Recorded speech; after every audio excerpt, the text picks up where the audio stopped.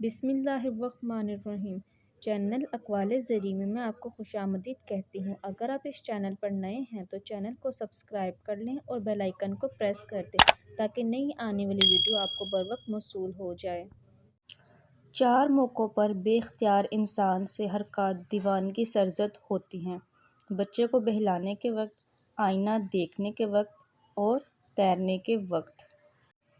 متکبر کا ادنیٰ نشان یہ ہے کہ غصے پر قابو نہ پا سکے۔ خداوند کریم کے در پر ساکن ہو کر بے خانہ بن، شمع کا دعویٰ نہ کر بلکہ پروانہ بن۔ جو بندہ کبھی سوچنا ختم نہیں کرتا وہ کبھی بھی کوئی کام شروع نہیں کر سکتا۔ خاندانی تعلقات کسی کام کے نہیں، انسان تنہا آیا تھا اور تنہا مفلس کو تھوڑی چیزوں کی ضرورت ہوتی ہے جبکہ آسودہ حال کو بہت ساری کی اور طامع کو تمام چیزوں کی۔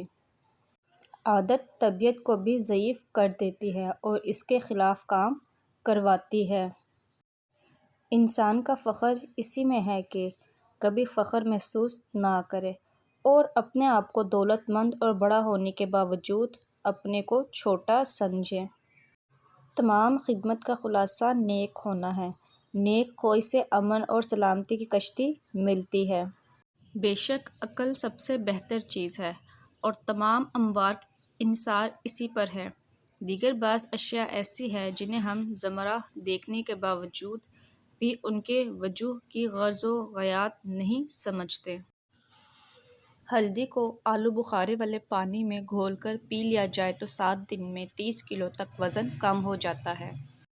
بزرگوں کو لازم ہے کہ بے عقلوں کو عقل مندوں اور جاہلوں کو عالموں پر فضیلت میں ترجیح نہ دیں اور ہر بندے کو اس کے ہنر کے مطابق توجہ دینی چاہیے۔ اگر ایسا نہ کیا جائے تو ان کی بے عقلی عدم امتیازی پر دلالت کرتا ہے، جس کی مثال ایسی ہے کہ کوئی سر کے کپڑوں کو پاؤں پر باندھ لے اور پاؤں کی پوشاک کو سر پر چڑھا لے۔ انسان کی شناخت خصائل کے 3 درجے ہیں۔